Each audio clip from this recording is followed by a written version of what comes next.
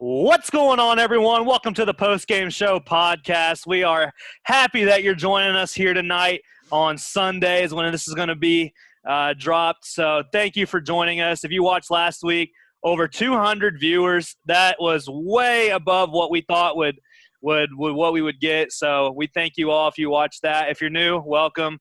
We got a good show for you today. Basically, we're going to be talking a little bit about current events, discuss a little bit about The Last Dance, the episodes that were last Sunday, and then we're going to go right into basically an NFL episode.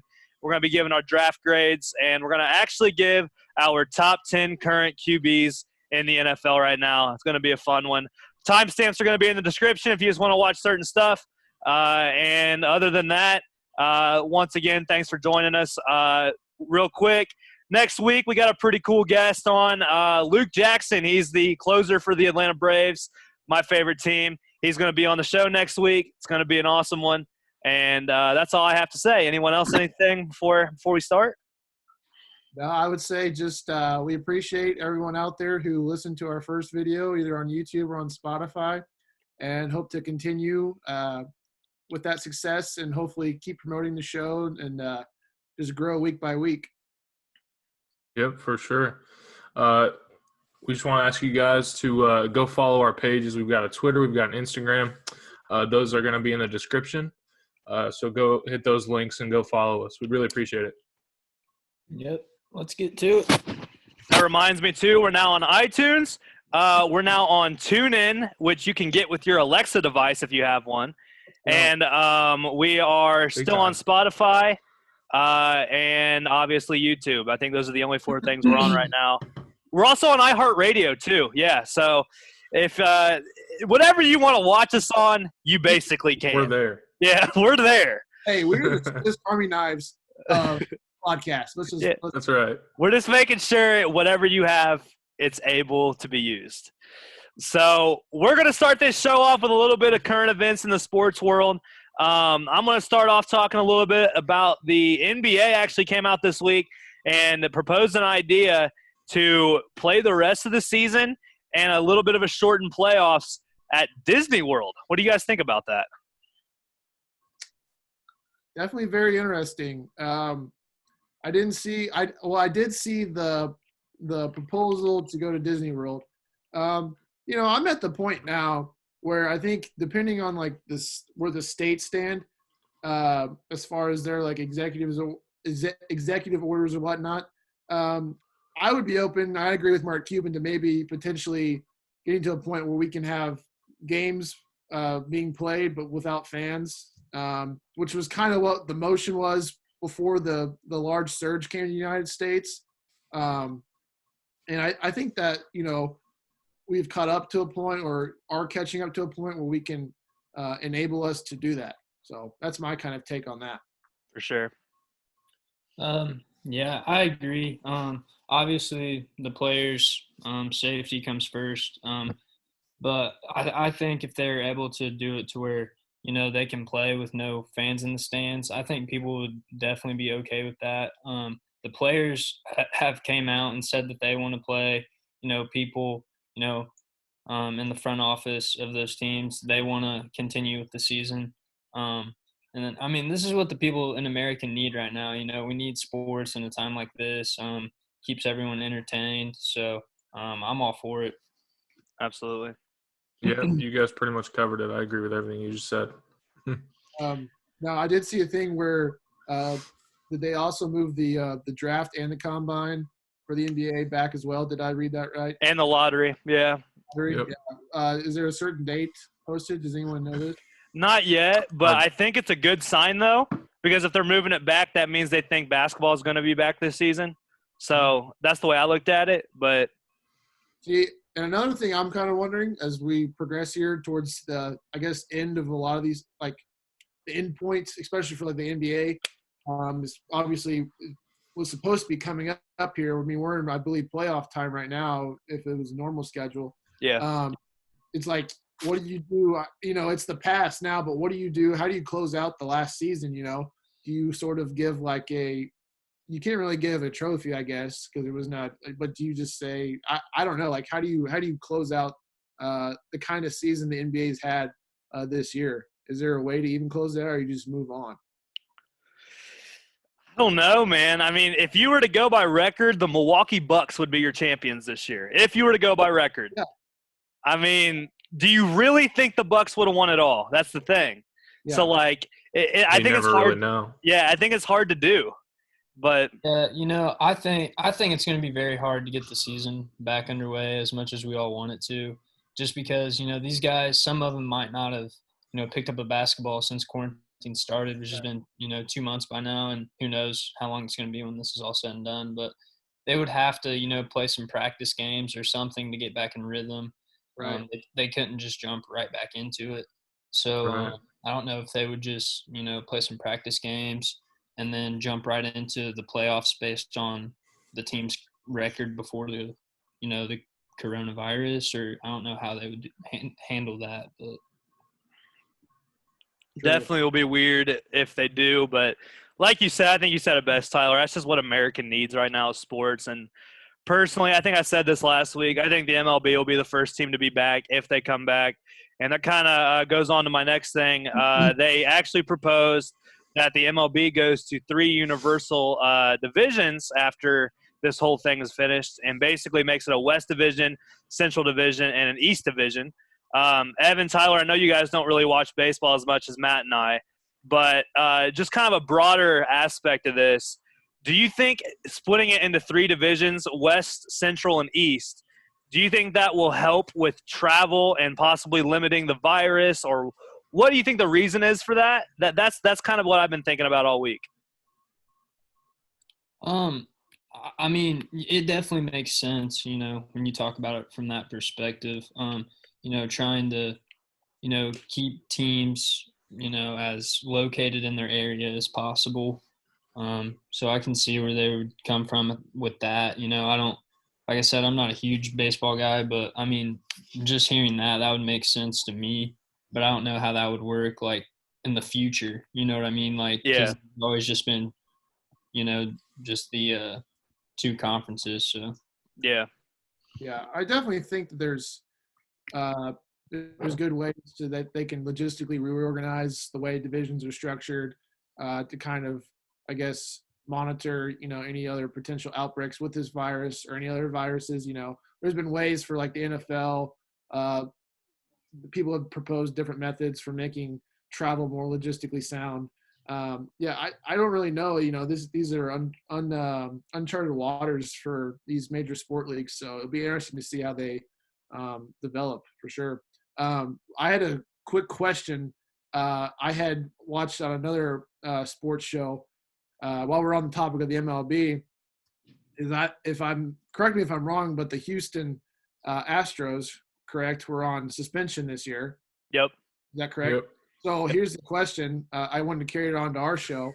Do the Houston Astros, I mean, does this count as their 1-year suspension from play, even though there's no games being played? Or, should they be, I guess, suspended next year?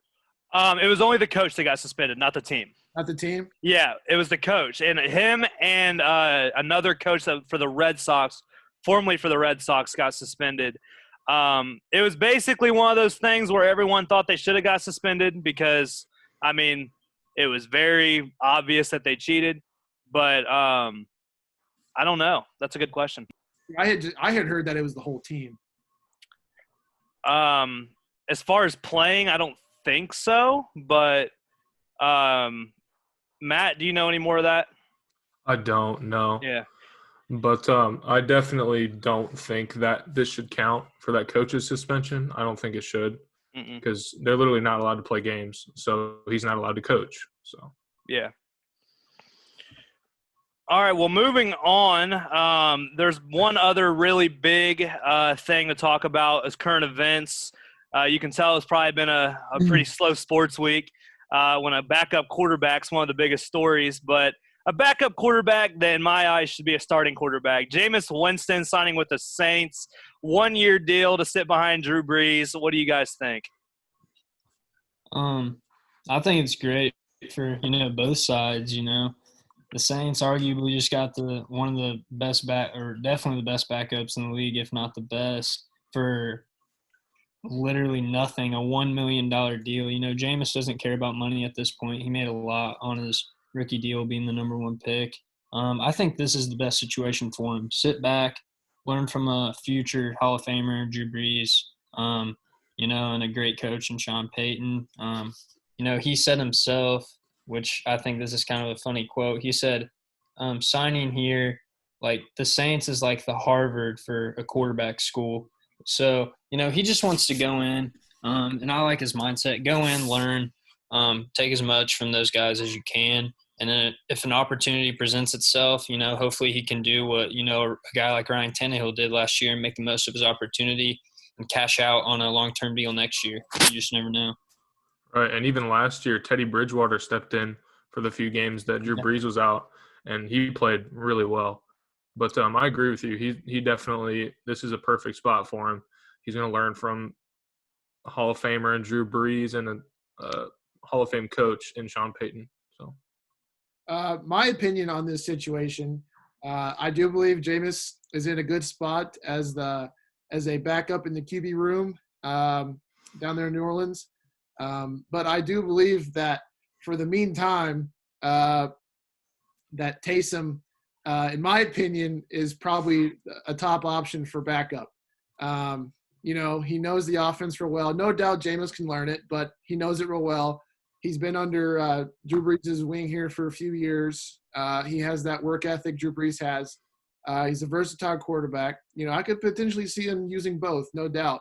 Obviously this is Drew Brees' team still for at least a year.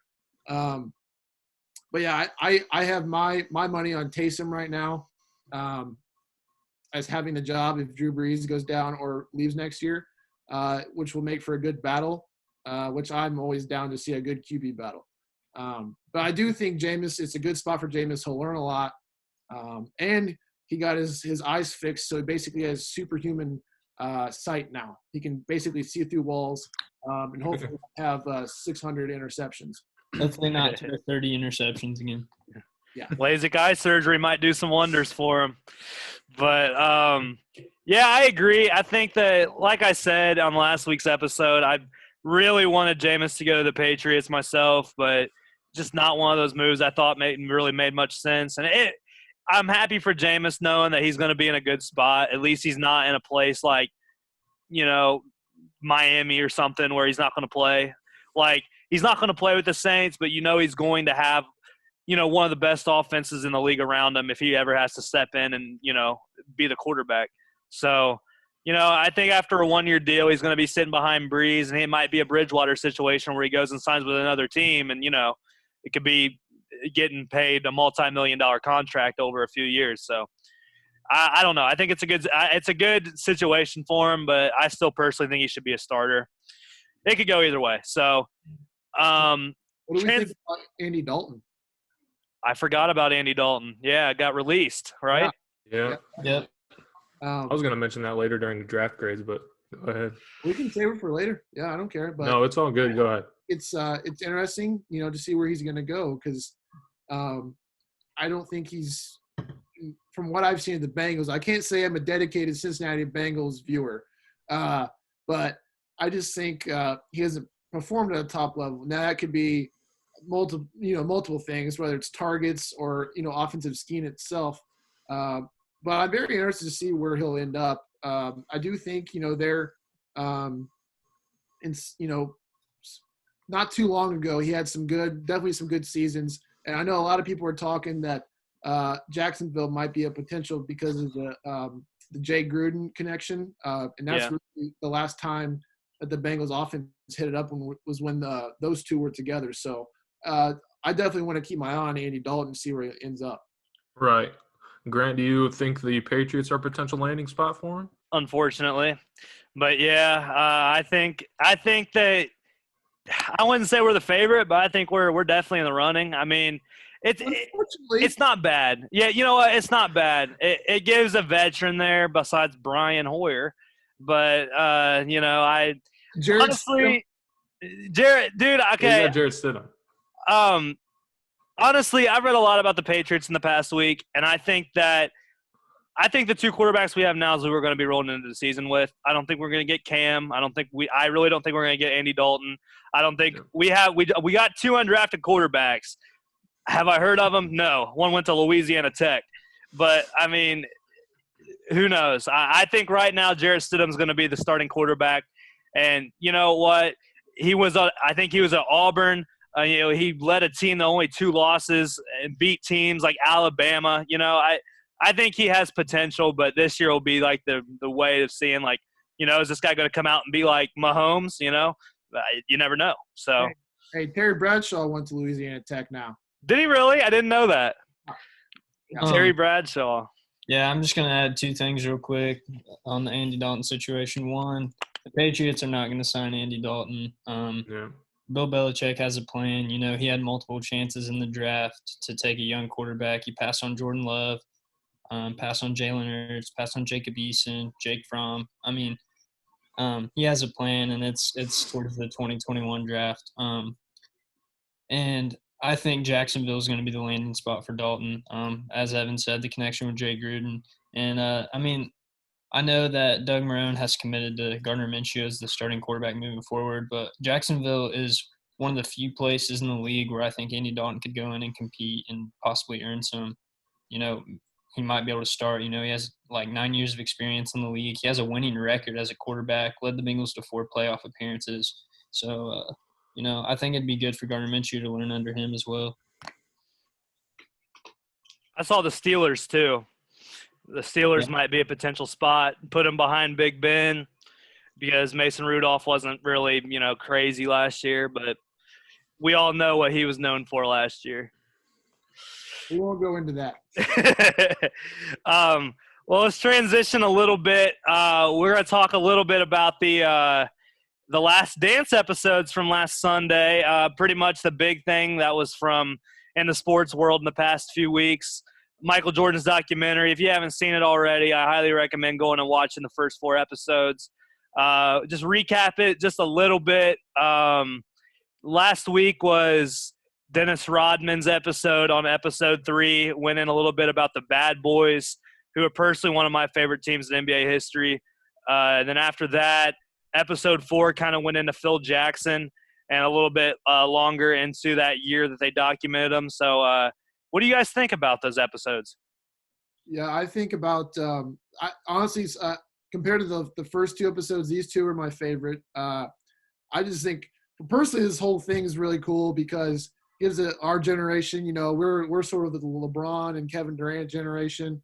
It kind of gives us a look into that, generation, the Michael Jordans, Isaiah Thomas, the Bad Boys. And so I really love seeing all that.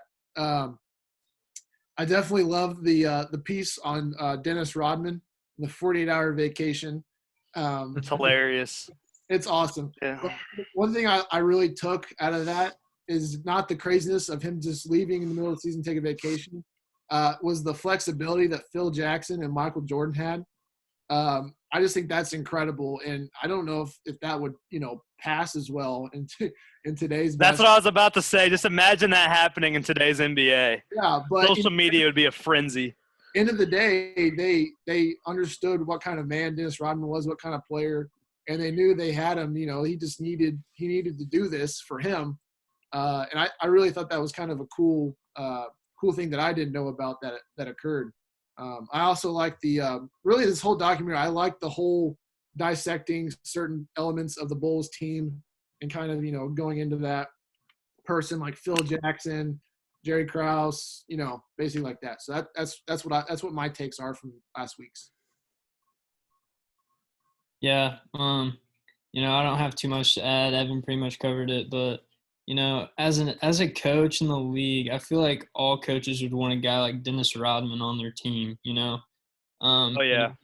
He's a psycho off the court, but you get a guy that hustles and is scrappy as much as he is and is just unselfish, doesn't care about how many points he has, but can impact the game in many other different ways, Yeah, a player like that is rare in today's NBA. The funniest thing I got from that from last week's episode was they talked about before Rodman got on the Bulls, they brought him in. I think Kraus said they brought Kraus brought Jackson and Rodman to his house, and they said, "Dennis, you want to be on the Bulls?" He goes, "Yeah, I don't care." Like literally just said that. Like that was just funny to me. Yeah, kind of like a Yeah. Kawhi Leonard, like chill vibe. Like, yeah, sure. Yeah. Mhm. Isn't he Kawhi Leonard's uncle? Is he really? Is he really? I'm almost positive. I didn't know that. Let me fact check that. Matt, what do you have to say about it? You guys pretty much covered it. I love this week's episodes, and I agree with Evan. These two are my favorite so far. But I love that Bad Boys team is, like Grant said, one of my favorite teams of all time.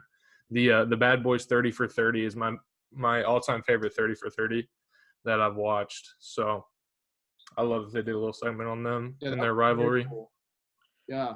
It's Dennis Robertson, not Dennis Rodman. Ah, Yeah, that's a good idea, though. I mean, That but was yeah, really cool. Close. yeah, Evan brought up Kawhi, and I thought I heard Uncle Dennis somewhere. yeah. He does have an Uncle Dennis. Evan, did you say you want to talk a little bit about Alex Smith? Yeah, I want to bring this up. Grant and I were talking about this before the show. There was a ESPN sort of mini doc that came out this evening on Friday evening about Alex Smith. I knew that he had an injury back in 2018. Actually, I didn't know it was 2018. I just knew it was some season a few seasons ago. Yeah, I just thought he kind of fell off the face of the earth. I knew he was somewhat still involved with the Redskins. I didn't know if he was a free agent. They have Dwayne Haskins. They had Colt McCoy. So it was just interesting to find out that he was literally in a fight for his life. Basically, he got I believe a spiral fracture in his leg. They put like 20 pins in his leg. Turns out that he had an infection. It turned septic. He literally had a flesh-eating bacteria. Sorry to be gross here, but a flesh-eating bacteria in his leg that was basically taking away tissue and muscle. And they had to do, multiple surgeries. They ended up taking part of his quad instead of his lat because he didn't want to compromise his throwing. But, I mean, he basically almost lost his leg and completely had to reconstruct his leg. There was one thing that stuck out to me in the article that his wife was featured in, and that the doctor said it was comparable to a military blast wound, which I thought was just insane to think about. Wow. An injury of that magnitude, occurring in professional sports. And out of that, it was cool. He actually went down. Part of his rehab took place in San Antonio at sort of a rehab center. It also does rehabs with military injuries. wow. And that was kind of cool to hear Alex Smith, how it kind of put his situation in perspective. And that those guys, compared to what he was going through, those guys have been through a lot worse and sacrificed a lot more. That was kind of cool. And, just really, I didn't know that Alex Smith had this kind of mental and physical fortitude. He was a competitive guy, San Francisco, Kansas City, and Redskins. I just didn't know that he had this sort of strength and mental fortitude. And it really gave me a different look on who Alex Smith is. And I'm really eager and excited to see where he ends up after his rehab. People forget he was almost an MVP in Kansas City. Right. Yeah, he almost had a chance to do that.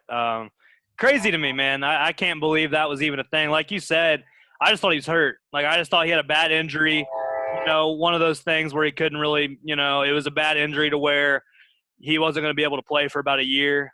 Didn't know it was life-threatening. That's just insane to me. Yeah. So with that, I think it's time to transition into our main topic for today. We have a NFL draft grades for everybody. So how we're going to do this is each of us have one team from each division. We're just going to cycle through every division, and basically we're going to give our draft grade from every team that Tyler assigned to us. And I think that it's going to be really interesting to see what everyone says. I'm very curious to see how many A-pluses we see and if there's any Fs. So, Tyler, take it away. All right. We'll go ahead and start with the AFC East. I had the Dolphins. The Dolphins were a team that, had a lot of holes and needs on their roster, obviously, the whole tanking narrative. I'm going to give them an A- for their draft. I thought they did a really good job, especially in the first couple rounds. They obviously got their franchise quarterback, Tua. got an offensive tackle in the first round, which they needed, and another corner to add to the strong suit of the team with Byron Jones and Xavier Howard. And then they built some more depth on the offensive line, taking a couple guards and whatnot. So I'm going to give the Dolphins an A-. Matt, go ahead. We'll go in the order of my screen around. It's like a circle. Okay. So I had the Jets, and the big thing that I got from their whole draft was one word, and that's athleticism. They, with their first-round pick, they got Mekhi Becton, huge offensive lineman, 6'7", 364. That's a big guy. Monster. And he ran a 5'1", 140. Absolutely Being crazy. that big is insane. And then they went ahead and got wide receiver Denzel Mims, another big guy, 6'3", wide receiver, 207. He ran a 4.38 40. So they got some big athletes in this draft. So that's really what I got from their whole draft. So I gave them a B+ for that. Yeah. So I have the Bills, and really their biggest pick was okay, bear with me, Epinesa, I think. Yeah. I believe Iowa. He's a defensive end. I really like that pick. You know, he's a strong physical guy. Really adds to their defense. You know, I think they've lost a couple key defensive players within the last couple of years, and they were on some lower ends of stats on the defensive side last year, which really could have turned the tide for them and continue on the playoffs. And then they had a few offensive weapons. I believe they got Jake Fromm. Yeah. I think he'll complement, be a nice backup for Josh Allen, who I'm excited to see continue to compete this year. I really like the way he's sort of leading the culture change in Buffalo. But overall, not a bad draft. You know, nothing too super stellar. You know, they're a good team, so obviously they didn't have, you know, a lot of potential picks. But I basically end up giving a B+. So Traded their first rounder for Stephon Diggs too. yeah. That's huge. Well, no surprise here. I had the Patriots. I gave them a C+. I mean, as a fan, it screamed average. I mean, it literally screamed average. I thought our biggest need was skill players. We didn't get our first skill players till 91 and 101. Really just felt like we could have got a receiver early, a tight end. We could have easily got the best tight end in the entire draft and instead got Kyle Duggar, which I still don't know what I think about him.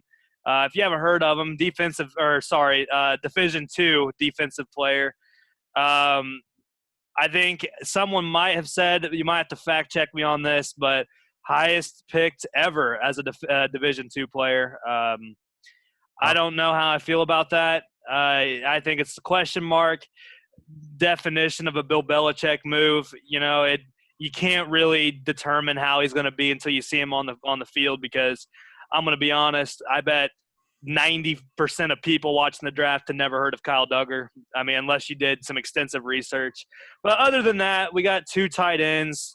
It fills a need. We had Matt Lacoste and some other dude that didn't really do as much of a difference in the tight end realm. But doesn't make us better right away, but it could in the future. So C+. All right, moving on to the AFC West. I had the Los Angeles Chargers. I'm going to give them the first A on my list so far. I thought these guys were the winners of the first round. I thought they dominated the first round. They came out of the first round with their franchise quarterback and an impact player from day one, linebacker Kenneth Murray.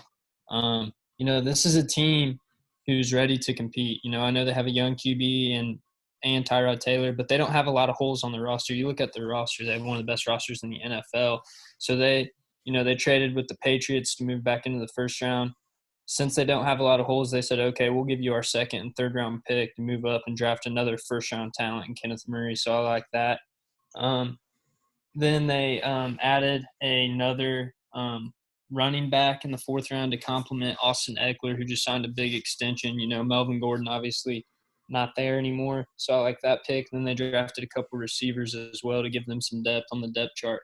So I thought they deserved an A, mainly because of their first round walking away with a franchise quarterback and a day one impact player in Kenneth Murray.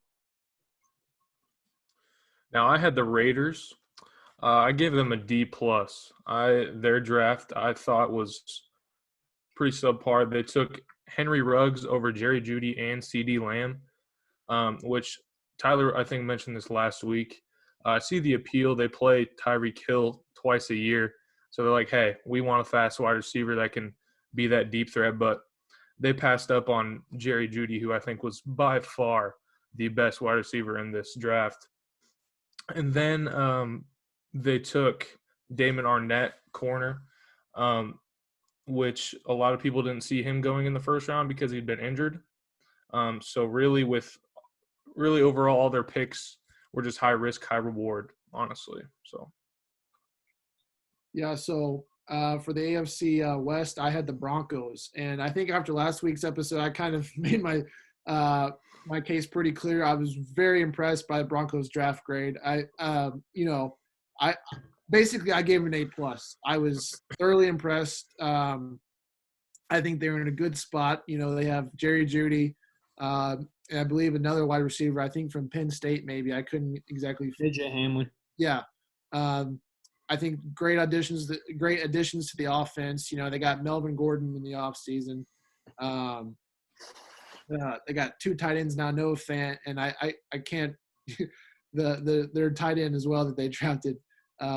He ran the fastest 40 out of tight ends. They just call him Albert O because his last name's so long and weird. Yeah, exactly.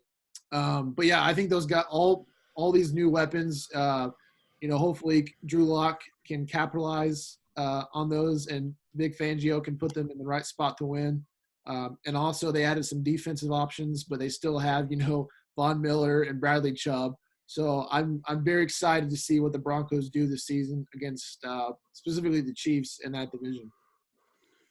Yeah, so I had the Chiefs. I gave them an A-. They got Clyde Edwards-Helaire. It was really a surprising pick for everyone still watching at the end of the first round because you had people like Jonathan Taylor and J.K. Dobbins still available as a running back.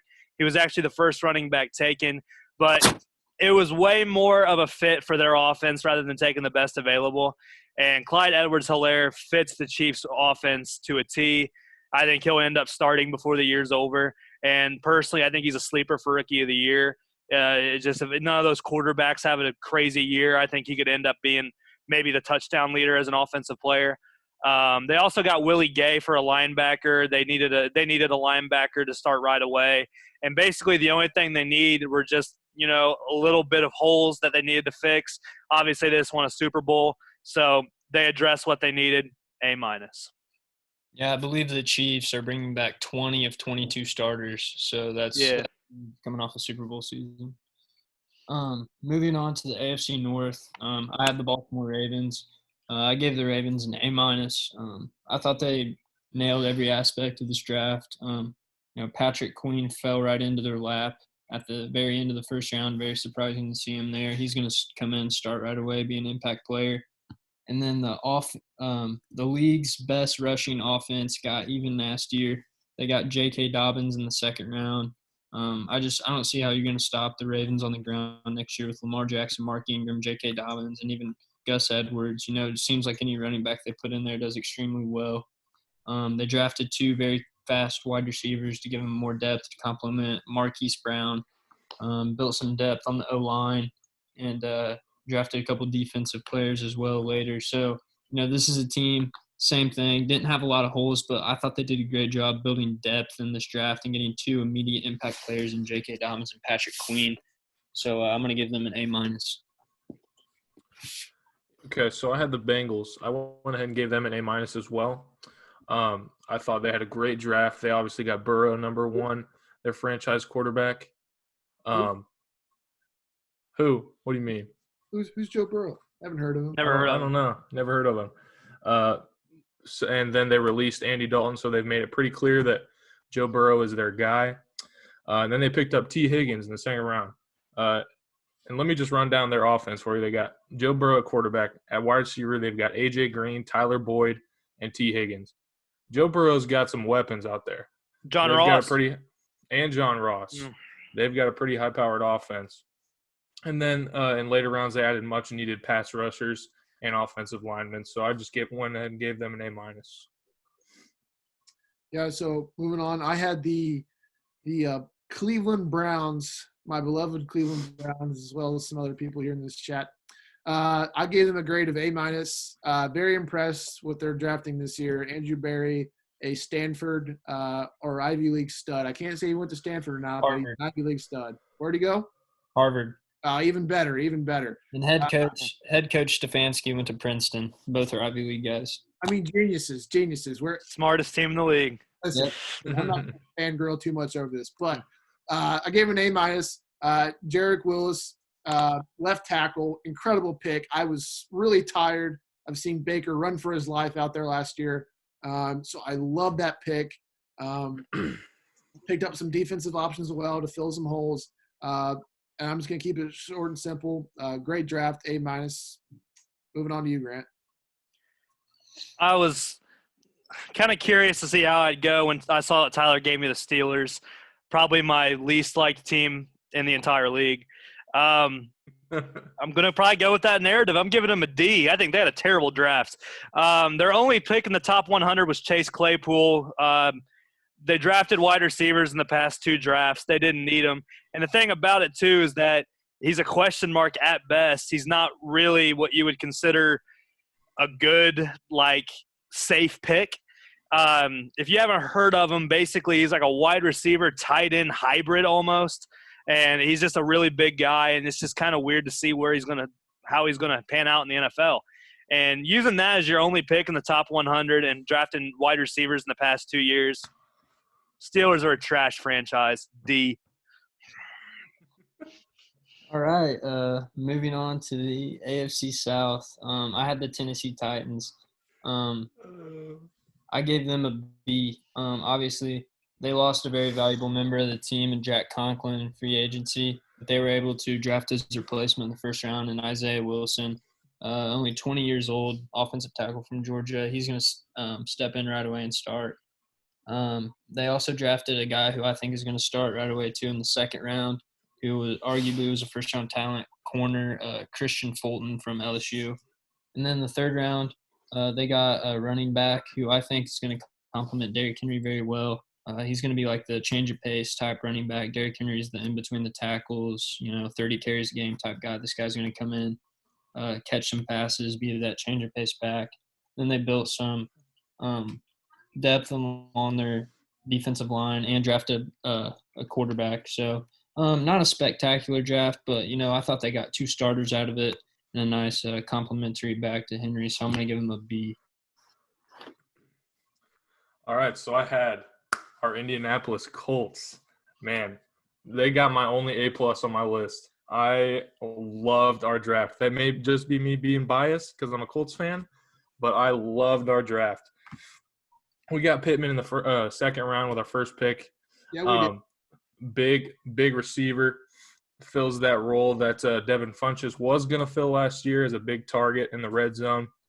Then we picked up Jonathan Taylor, who was a Heisman candidate. Oh, yeah.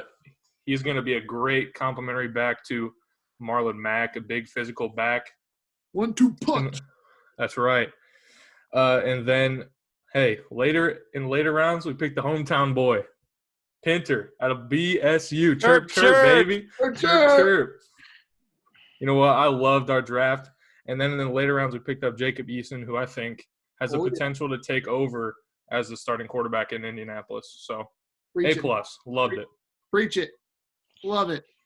Well, I had the unfortunate situation of – I don't know why I did it to myself. I picked them. The Jaguars. Honestly, they're great. I gave them a pretty decent grade. I gave them like a B+. I thought it was some solid picks. They filled what they needed to do. Now it's just whether or not they're studs or not. Built up sort of that Saxonville defense, bulked that up a little bit. I thought it was a pretty decent draft. Nothing too shiny, but not bad. B+.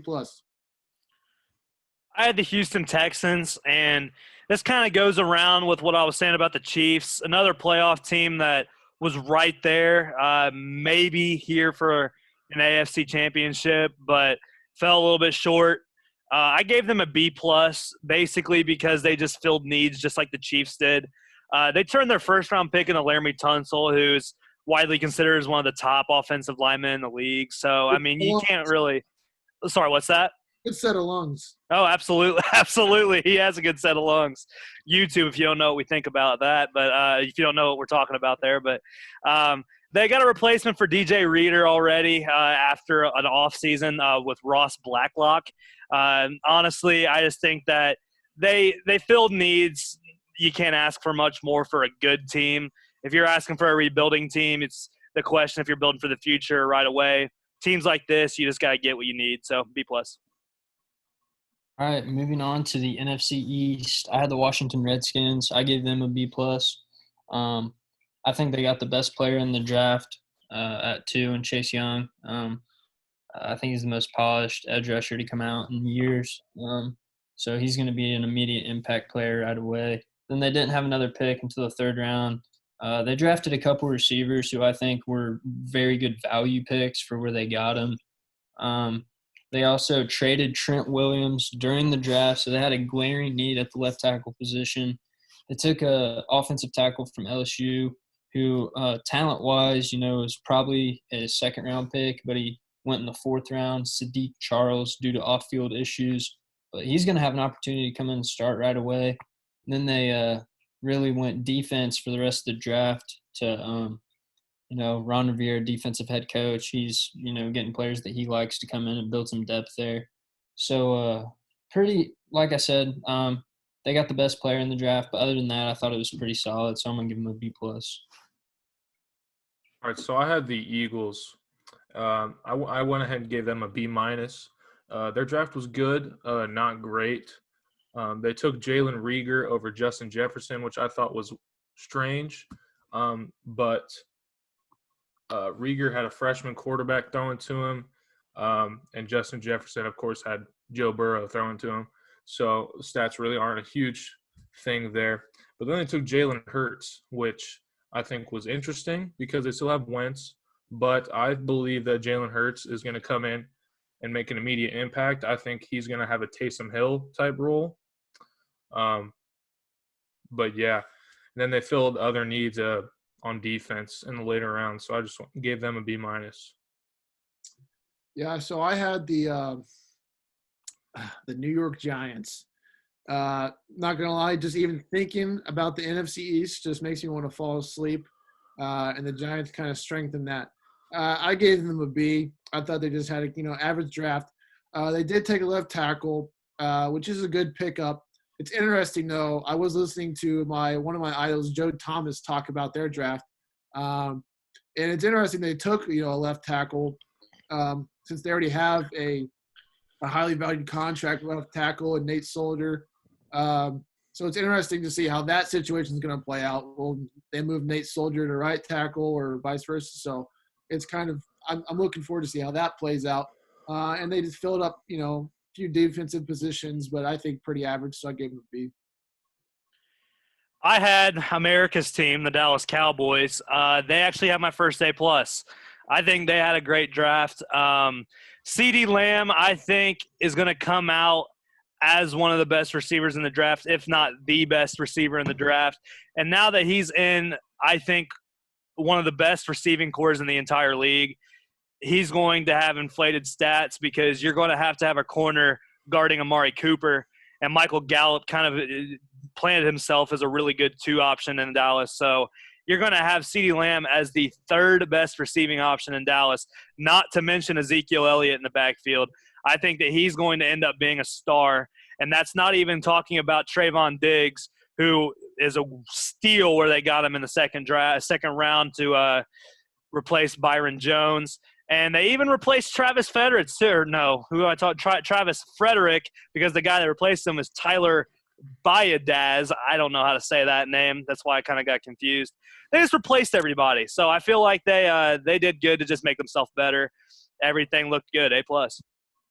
Yeah, they're certainly adding the talent around Dak. It's just going to be interesting to see if they pay him the exactly money he wants. But anyways, moving on to the NFC West, I had the Arizona Cardinals. Okay, I just wanted to touch on this. Going into the offseason, the three biggest needs for the Arizona Cardinals was wide receiver, offensive tackle, and the interior on the defensive line. And they come out of the offseason nailing all three of those spots. Obviously, they trade their second-round pick and like a third-round pick next year and pick up arguably the best receiver in the league in DeAndre Hopkins. So if you want to factor him into this draft class, go ahead. But at 8, I thought they took the best player on the board in Isaiah Simmons. This guy is going to terrorize offenses for years. I love the pick. There was a lot of pressure on the Cardinals. People said they should have taken an offensive tackle. But they said, you know what, we'll take the best player on the board in Isaiah Simmons. And then they come back in the third round and take a guy who I seen mocked in the first round, almost every mock draft, and that's Josh Jones, offensive tackle out of Houston. So they filled their two biggest needs in adding Hopkins and Josh Jones, and they got the best player on the board at the time they picked in Isaiah Simmons. And then they went on to draft 2 defensive tackles and another linebacker. Overall, I thought they had a great draft and a great offseason, but I'm giving their draft an A-. All right, so I had the LA Rams. I gave them a C-. I thought their draft was pretty poor. They took Cam Akers, who was a great running back. He's going to be there, I think, to fill the Todd Gurley void. But, he had a great year at Florida State. I forget who said it, but there was an NFL network guy. He said, I could probably walk out to the street, pick 5 guys, and they'd be a better offensive lineman than Florida State right now. And Akers still had over 1,000 yards and 14 touchdowns. And then they took Jefferson out of Florida, wide receiver. Not a lot of people saw him going that high, but he's a great route runner. However, he's not very athletic. So essentially with that, you're picking a tight end. I thought something that was really interesting and really why I gave them such a low grade. Last year, they were the 31st overall offensive line. 31st, that's bottom tier. And they drafted 0 offensive linemen. So I gave them a C-. Yeah, I definitely agree with you, Matt. I mean, they have a pretty, an aging offensive line. Andrew, he's a very good tackle, but, he's getting up there in age. So not a very impressive draft for them. Plus, personally, I'm on the train now. I think they're broke. I've heard some reports that they're having trouble paying players, and their stadium costs $7 billion. So moving on to I had the 49ers. I basically gave them a B. Pretty average draft. They were high up in the order because, they were Super Bowl contenders last year. They picked up a few offensive weapons. They started off the draft with a good defensive replacement for Buckner. Not bad. They filled a few needs. Pretty average. They didn't have a whole lot of picks to play with. Didn't make a lot of moves. Maybe obtained more, but so that's why I gave them a B average. You got Trent Williams too. Yeah. Big pickup. Mm-hmm. Casey, I'm sorry, but your Seahawks get a D+. Casey Birchman is crying right now. Wasn't impressed at all with what they did. That's just what they've always done in past drafts. They reach for picks in the first round. Rashad Penny 2 years ago hasn't done anything. LJ Collier hasn't done anything. And now they got Jordan Brooks, yeah. So everyone, I didn't see many mock drafts having him that high. I don't think that he was supposed to go that high, but it's just one of those things where the Seahawks are thinking they're going to get somebody good. It's really just something you have to wait out and see, but I just think they reached for it. I think their best pick was Darrell Taylor, a defensive end. It fills a void that they needed. But I just don't think they improved anywhere, so I D+. All right, moving on to the NFC North. I had the Detroit Lions. Obviously, they traded the, cornerstone of their defense for years in Darius Slay to the Eagles. So, obviously, they had a glaring need at the corner position. And they drafted one of my favorite players in the draft, Jeff Okudah, corner out of Ohio State. I think he's going to be one of, if not the best corner in the league in his very early on in his career. So, I think that's a great pick. Second round, not really a need, but I thought they took the best offensive player in the on the board at the time, and DeAndre Swift, running back out of Georgia. He was the number 1 running back in the draft, but was the second running back taken. So I thought that was a great pick.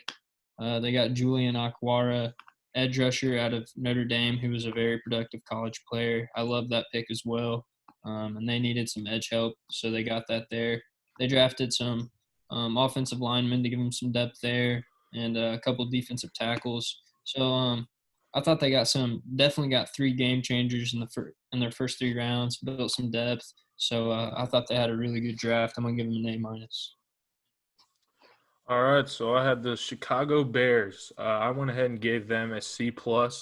I didn't love their draft, but I thought their picks were decent. They took their first pick in the second round. They took Cole Kmet, tight end out of Notre Dame, who is, I think, the best tight end in the draft. But now that makes – on their roster, they have 10 tight ends on their roster right now. So they're going to have to do some moving around. That pick was – he's definitely talented, but I'm not really a need.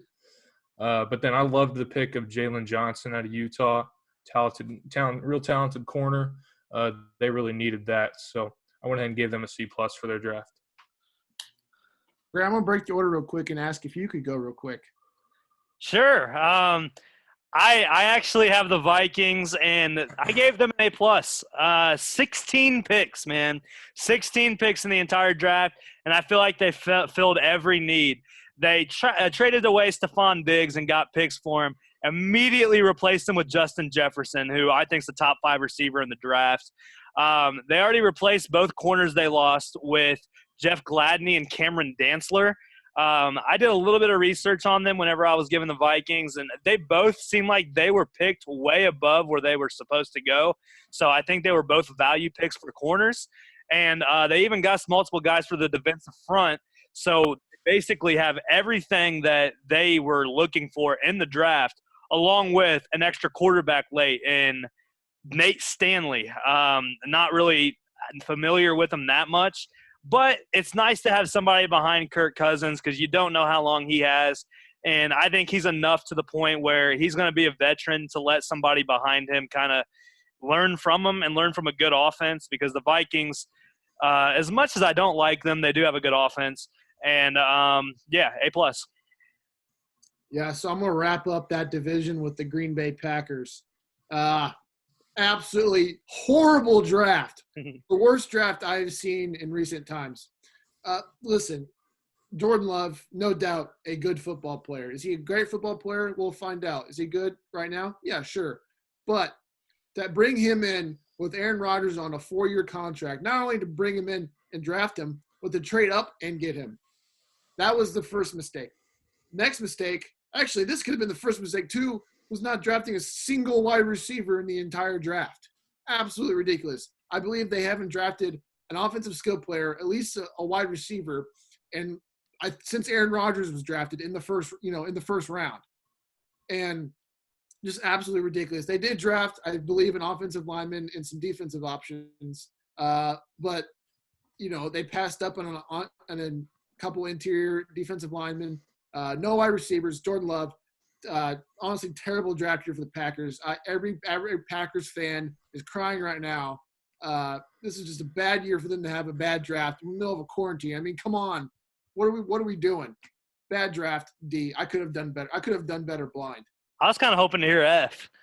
And they also drafted a running back pretty high. Yeah. To add to their committee that they already have. I was about to add to that as well. Instead of, a lot of good receivers on the board at the end of the second. Instead of adding one of those guys, you add a running back when you have Aaron Jones and Jamal Williams. Definitely a head scratcher there. Real quick, to talk about the Packers, for some reason, I know the Green Bay is a popular franchise. I know too many Packers fans, man. The whole Witham family and my friend D-Sum from Muncie. I know you watched. I saw you comment on the last video. I'm sorry, but your franchise sucks at drafting. Go ahead. Hey, they're not going to suck at drafting if they go from Brett Favre, Aaron Rodgers, and then Jordan Love if Jordan Love turns out to be good. True. That is true. We'll see. Only time will tell. Moving on to the NFC South. I had the Tampa Bay Buccaneers. Obviously, they had an exciting offseason, adding TB12. But I gave them an A. I thought they had an outstanding draft. They had the 14th pick, but they move up one spot to make sure they get their guy, and that was Tristan Wirfs, offensive tackle, one of the best offensive tackles in the draft. Tom Brady is getting up there in age. You've got to protect him, so I thought that was a great pick. They come back, get another starter. On the defensive side of the ball, their weakness on the team last year was the safety spot. To get Antoine Winfield Jr., obviously everyone familiar with his dad, played multiple years in the NFL. That's a great pick. He's going to be an enforcer in the back end of that defense. And then the other need that the Tampa Bay Buccaneers had going into the draft was a pass-catching running back. They get that in the third round with Vanderbilt running back Keyshawn Vaughn. That's going to fill their need there because Tom Brady loves to have running backs that can catch the ball out of the backfield. They traded their fourth-round pick for good old Rob Gronkowski. If you can tell me, hey, I'll exchange my fourth-round pick for Gronk, I'd do that any day. He's still relatively young. I think he's 29 or 30. 30. Reuniting with TB12, that's huge for the Bucs. And then I thought they had a great value pick in the fifth round. This wide receiver class was extremely deep, but Tyler Johnson, one of the most productive receivers in college last year from Minnesota. Rashad Perriman, obviously gone to the Jets, so he's going to fill that third receiver role behind Evans and Chris Godwin. So, Tom Brady going from having no weapons in New England to having the best weapons in the league in Tampa Bay. Great draft for the Bucs. I gave him an A. All right, so I had the New Orleans Saints. Really, their draft was average. They only had 4 picks in the whole draft. They filled all the holes they needed. They only had a few here and there. They filled them all. They drafted Ruiz in the first round, offensive tackle. He's a real solid offensive lineman. And you can even move him inside to the guard spot. But, yeah, overall just an average draft. So I'll give them a B. Yeah, so I had the Carolina Panthers. I didn't think their draft was that bad. I gave them a B+. Really, they bolstered their defense a little bit. Kind of gave some help there. I believe one of their defensive line picks was Derek Brown, 6'5", 326 pounds. Just sounds like a freak of nature to me. And I would retire on the spot if I saw him. But yeah, pretty good defensive draft for them. I would have liked maybe seeing a few complimentary offensive options, but not bad. B+. And to end it all, I had the Atlanta Falcons. Very average. I gave them a C. They need a cornerback, and they got A.J. Terrell. They filled the need of a cornerback. Marlon Davidson wasn't a huge need, but they got him at a decent spot. And they also got an offensive lineman named Matt Hennessy, I believe. And he has a chance to probably start right away. Atlanta's kind of became that franchise that's just like 8-8 every year, might sneak into the playoffs. Yeah. Yeah. So I don't think they did much. They got Todd Gurley this offseason, but as far as the draft goes, C. Everyone on their offense though is a first-round pick. That is true. That is true. First-round pick. Yeah. All right. I'm not going to lie. During a little bit of that, I'm still kind of changing around my top 10 quarterbacks because I was having such a hard time making this list. I'm set in stone. Yeah. So I'm excited. Before we start, just for the viewers, I made this list. This list is top 10 quarterbacks in the NFL right now, not the last decade. So I don't want to have a bunch of people at me when Tom Brady's not number one. A bunch of people anyway. When Ben Roethlisberger is not in the top 10, disclaimer, he's not. He's no not. way. If this was top 10 quarterbacks of the last decade, yes, he would be in it. But this is top 10 quarterbacks right now, and I made this list based off of, hey, if you can have one quarterback for one game right now, fully healthy, who would it be? That's how I made my list. I like that. That's basically what I did for mine. So let's do the same order as last week. Make it easy because it goes in a circle on my screen. So, Tyler, take it away with number 10. All right, number 10, I had Matt Ryan. This is a guy who produces year in and year out. Obviously, he's got the weapons around him with Julio Jones and Calvin Ridley and now Todd Gurley.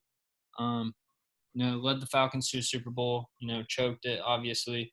But as far as numbers go, I think he's one of the most steady quarterbacks in the NFL. He's been a franchise quarterback for more than a decade. Still think he's got a lot of good football left in him.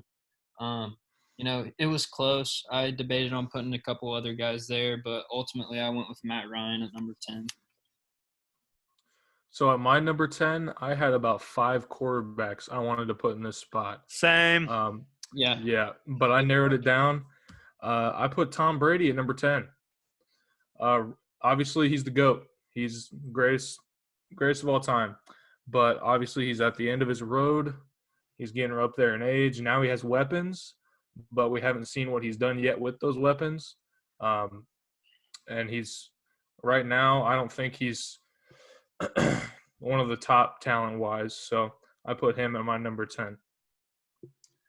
Yeah, for my number 10, I have a guy that I think a lot of people tend to forget year to year, who I think consistently, produces, and that's Matthew Stafford.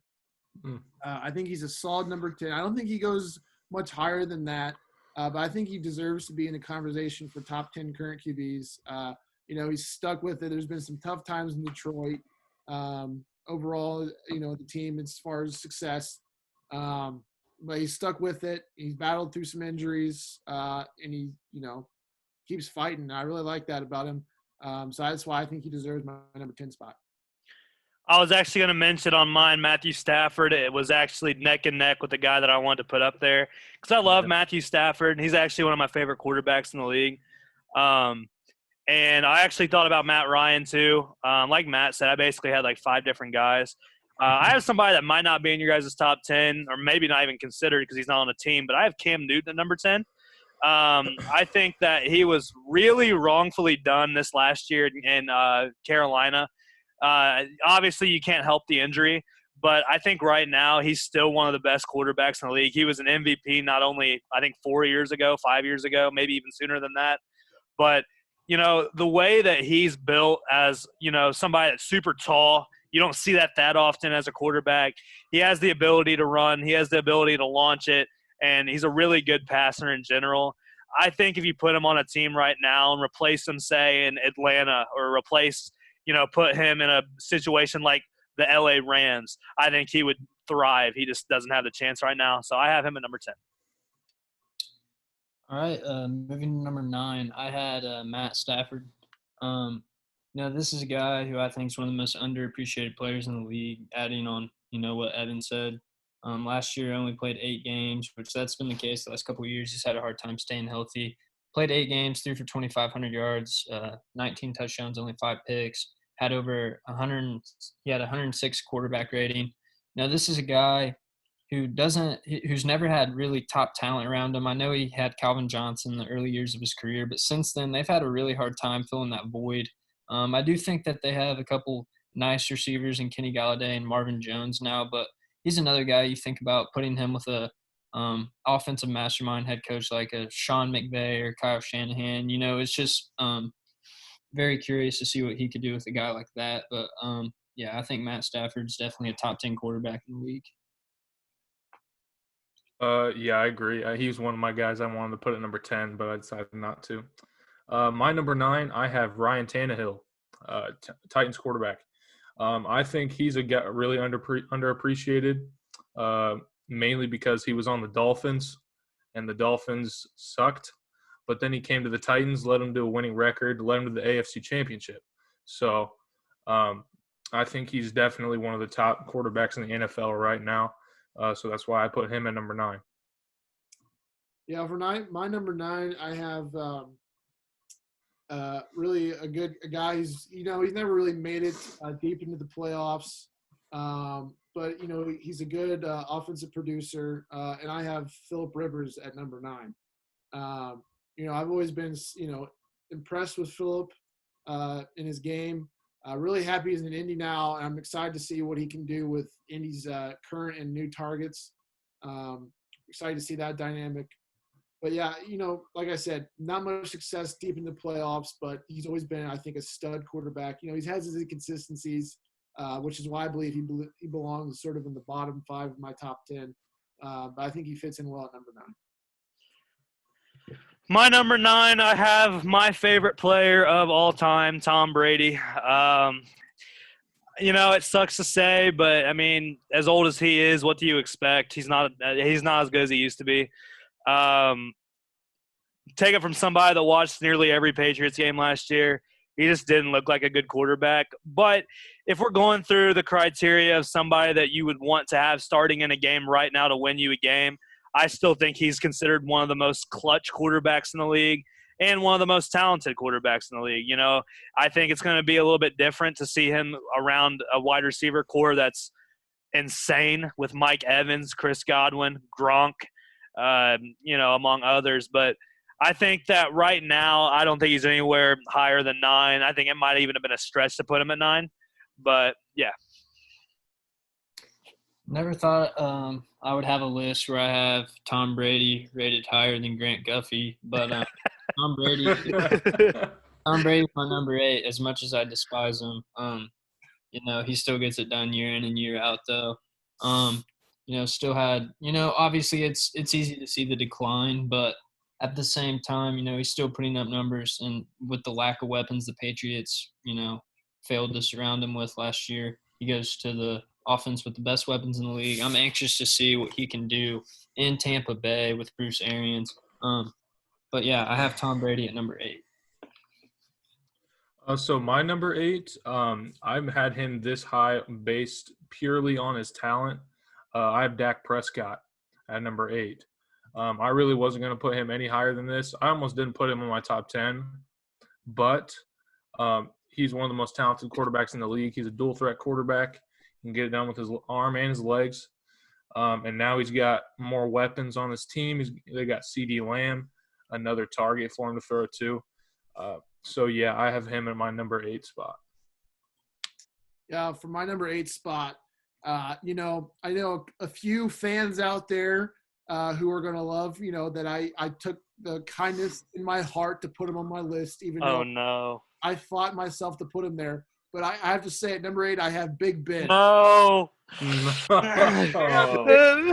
have Big Ben. And I expect some appreciation tweets from a certain Steeler fans. No forgets here. Yeah, Big Ben, listen, I like the guy. I like his, I almost said athleticism, but I just like him. I think he fits well at number 8. That's the only reason I got.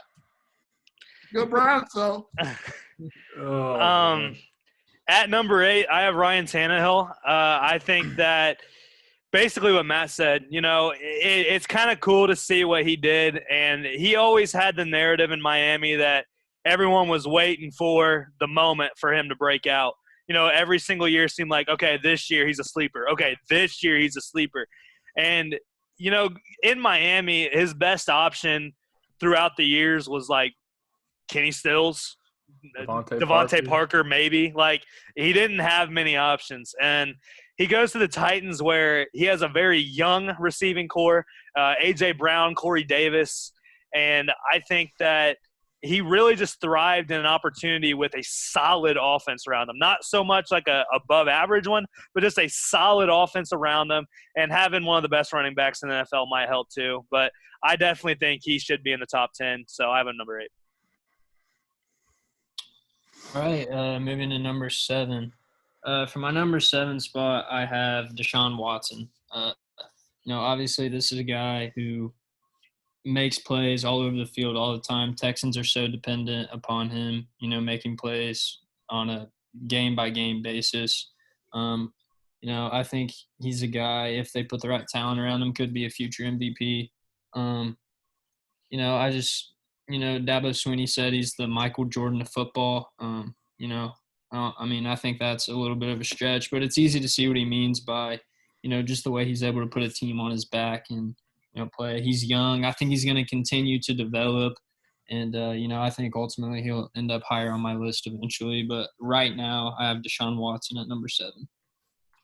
Yeah, basically you took every single word out of my mouth. I also have Deshaun Watson, number 7.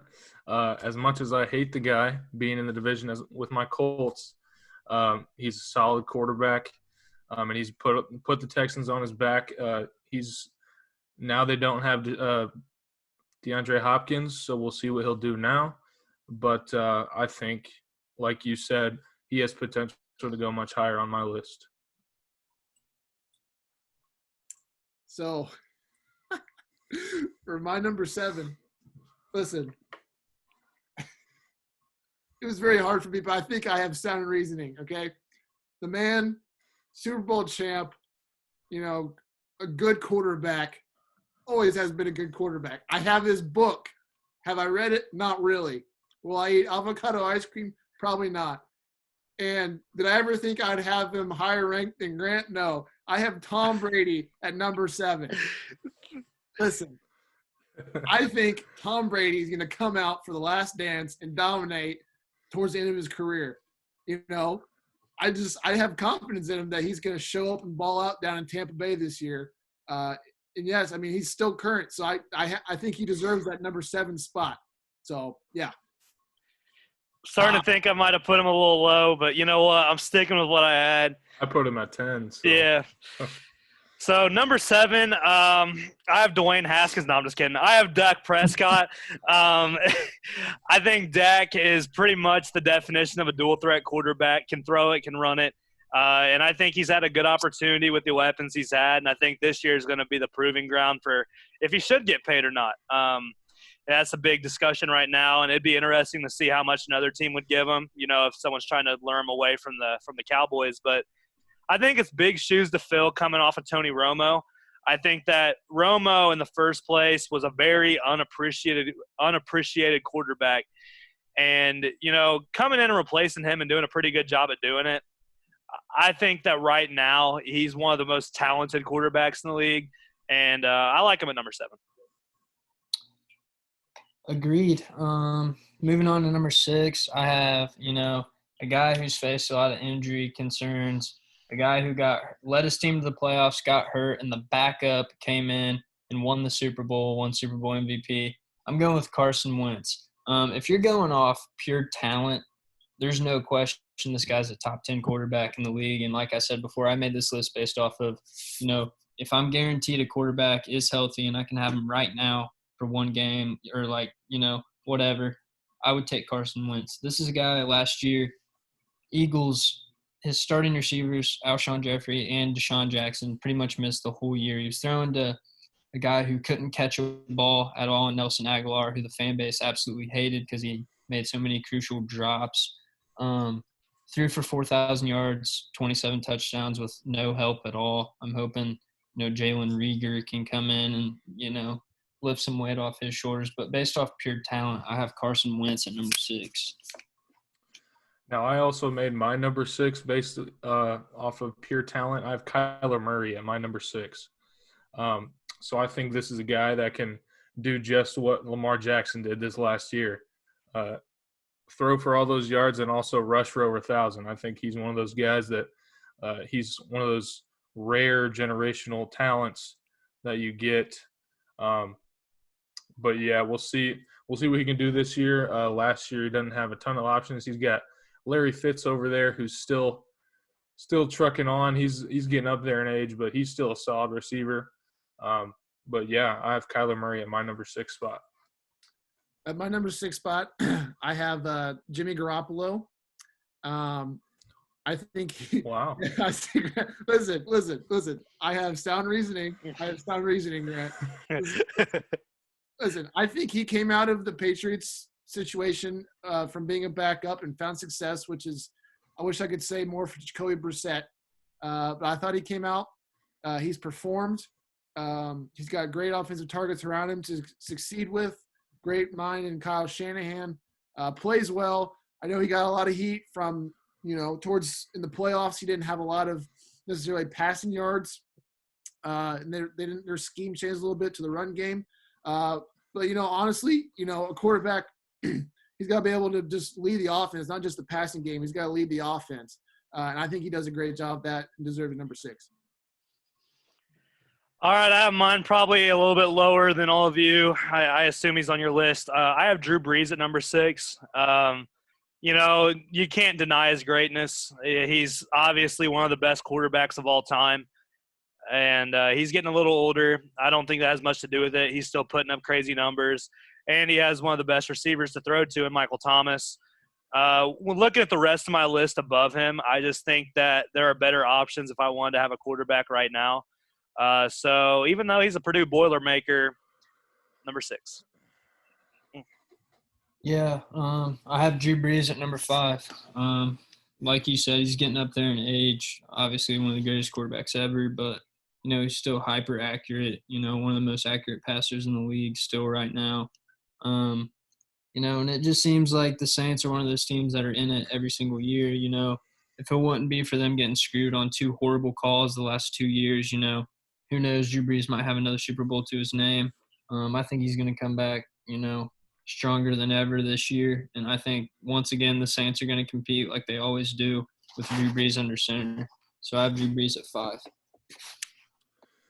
So my top 5 was really tough. I don't know about you guys, but top 5 for me was really, really tough. At my number 5, I have Aaron Rodgers. I think the most talented quarterback of all time. Not necessarily the most successful or the best all-around quarterback, but the best talented. He's still got a lot of good football left in him. Last year was rough.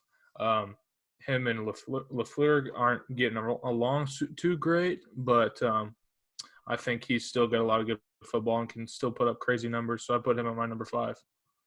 Yeah, my number 5, I have very skillful and dynamic quarterback, Russell Wilson.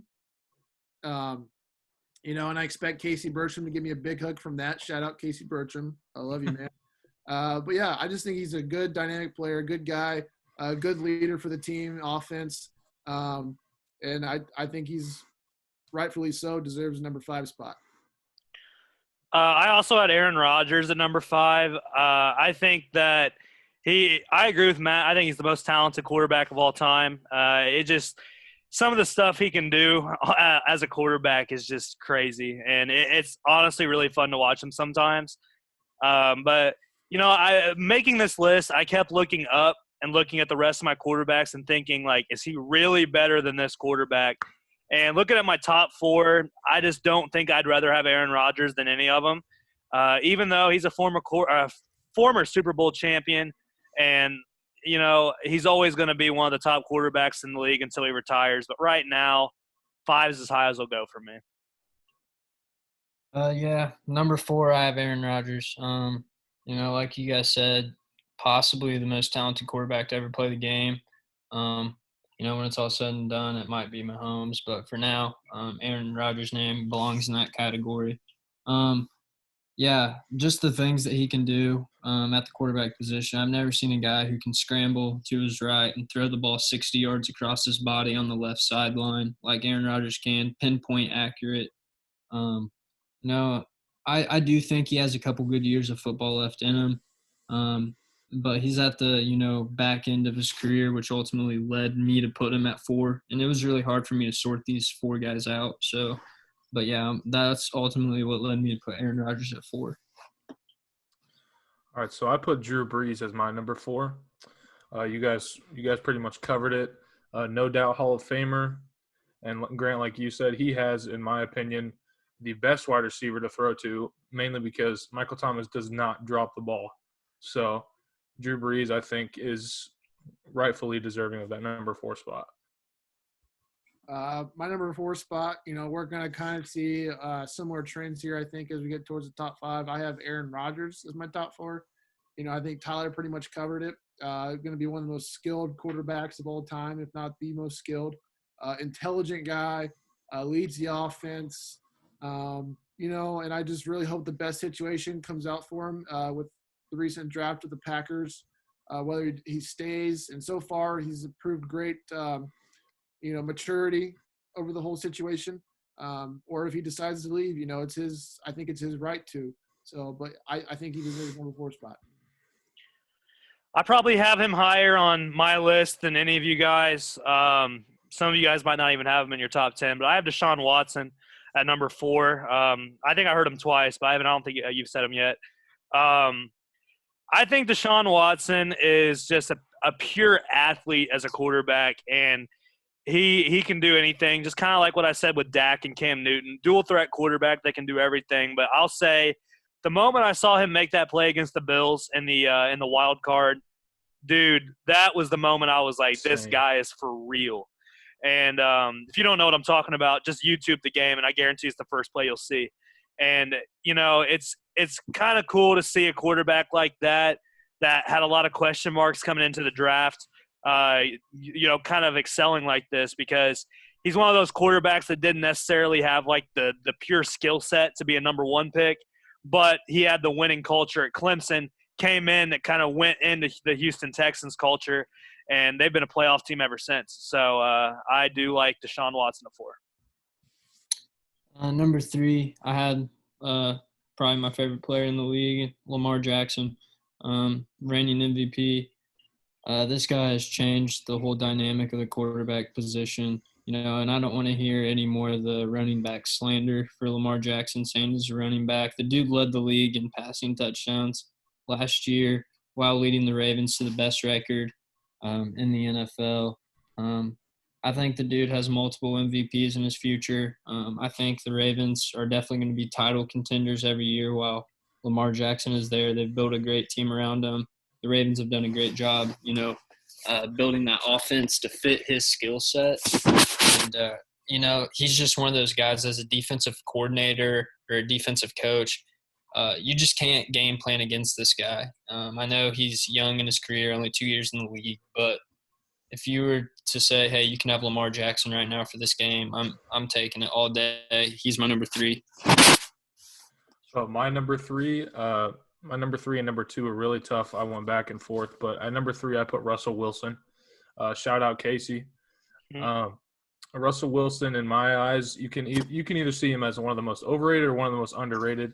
I think he's one of the most underrated quarterbacks in the NFL, if not the most underrated. He takes the Seahawks and consistently produces winning records. They have a great defense, but that offense is solid as well. And now he's got a big old threat in DK Metcalf.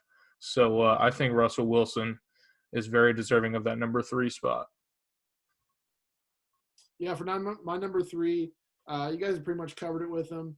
Drew Brees is my number 3 guy. Definitely, in my mind, when you say the position quarterback, he definitely comes to mind as one of the greatest examples of all time.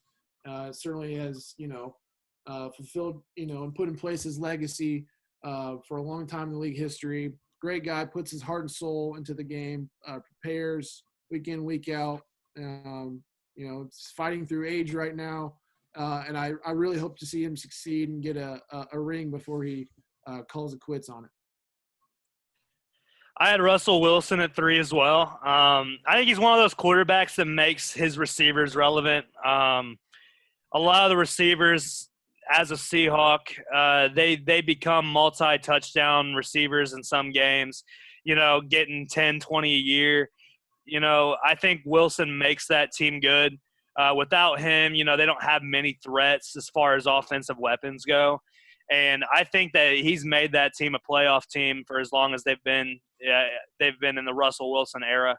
Yeah. And he even won a Super Bowl with them, obviously, took them to the Super Bowl another time. And whenever the Legion of Boom kind of disbanded, they still were a relevant team in the league. And I think that was all due to Russell Wilson. And Casey, you better thank me I put him this high, number 3. Thankful you put him this high. The disrespect. Russell Wilson is my number 2. Are you guys kidding me? You cannot put Lamar Jackson over Russell Wilson this early in his career. Russell Wilson literally carries that team. We talked earlier about how the Seahawks are absolutely terrible at drafting, which is 100% true. Ever since the Legion of Boom, which is, been 4 or 5 years ago, this guy carries the team on his back. He's been in the league 8 years, and the Seahawks have been a 10-win team, winning record 7 times. The dude is just a straight winner, and I think he's one of the most influential players in the league. He really set the standard for those short running quarterbacks. Kyler Murray would not have got drafted that high, if it weren't for Russell Wilson. Baker Mayfield wouldn't have got drafted that high if it weren't for Russell Wilson. With the short narrative, the scrambler narrative with Kyler Murray. People see that, Russell Wilson 5'10", 5'11". The Seahawks made it work with him. We can make it work with these guys. And I just want to add to that. I don't know if anyone saw what Howie Roseman, the GM of the Eagles, said regarding the Jalen Hurts pick. they picked Jalen Hurts in the second round because Howie Roseman said, we missed out on Russell Wilson in the 2012 draft.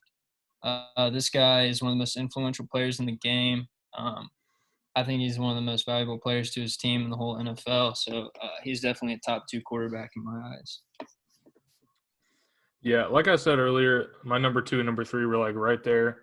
I decided to put Russell Wilson at number 3. At number 2, you probably already guessed, Lamar Jackson. Tyler covered a lot about him already. Like he said, you literally can't game plan against him. If you game plan to stop the pass, he's going to run for 200 yards. If you game plan to stop the pass rush or the running game, he's going to throw for 400 yards and 5 touchdowns. The dude is just talented, athletic, number 2 quarterback in the NFL right now, 100%. Yeah, I agree with Matt there. Number 2, I have Lamar. Very dynamic player. Definitely one of the most dynamic we've seen since Michael Vick.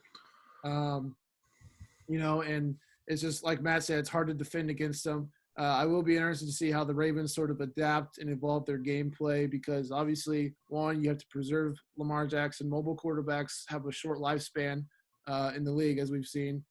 And then also, I mean, it's just very predictable out the run. Now, do I think people will be able to tackle him? Will people improve their tackling skill? No. I feel he's still going to break ankles and leave people in the dust. But I do think they should look into evolving some parts of their game plan, which I'm sure they will and already are working on. So, yeah. I have Patrick Mahomes at number 2. No, you did not. Oh. Hear me out. First off, I like being different. I like debating. And I kind of convinced myself about this. I was, like I said, I had a lot of trouble making this list. So this is my thoughts. Mahomes, like Tyler said earlier, might be one of the best quarterbacks to ever play at the end of his career. Not denying that. But I look at the Chiefs and I look at their recent history. Like I said earlier in the show, Alex Smith almost was an MVP with this team. Look at his weapons. He has Tyreek Hill, one of the best receivers in the league. He has Travis Kelce, one of the best tight ends in the league. I'm not saying that they carry him. Not saying that at all. Mahomes is one of the most talented quarterbacks I've ever seen. But I think that team can win without him. That is why he's number 2. What's a positive reason you have him at number 2? Oh, I'm not denying. I think he is by far one of the most talented quarterbacks I've ever seen play the game of football. And I think that the way that he can shift his body to make passes, the amazing distances he makes his passes, and I just think that I'll wait for my explanation at number 1. All right, Grant, you brought up a good point. The Chiefs winning and stuff. But you know how hard it is in the NFL to move off of a quarterback who just led you to a 12-4 record into the playoffs because you have Patrick Mahomes at the helm. Andy Reid saw the talent, behind Alex Smith and said, we've got to move on from Smith. This is a generational talent at the quarterback. So Patrick Mahomes is my number 1. First 2 years as a starter, he has an MVP, a Super Bowl, and a Super Bowl MVP under his belt. I've never seen someone make the plays that this guy can make. He can make any throw on the football field. We talked earlier about how Rodgers is one of the most talented players that we've ever seen. I think when it's all said and done, Mahomes will be the most talented player, if not already. And I know you don't want to hear this, Grant, but when it's all said and done, I think Mahomes will be the greatest quarterback to ever play the game. I don't have enough good things to say about him. I think he's the best player in the league, and he is going to run the league for the next 10 to 15 years. Tyler, you literally took the words right out of my mouth, okay?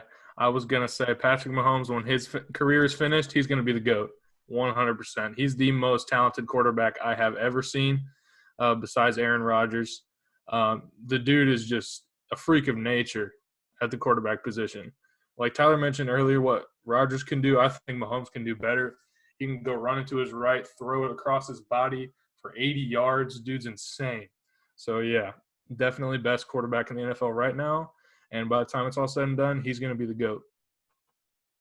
Yep, Well, it's pretty obvious. Patrick Mahomes, number one for me.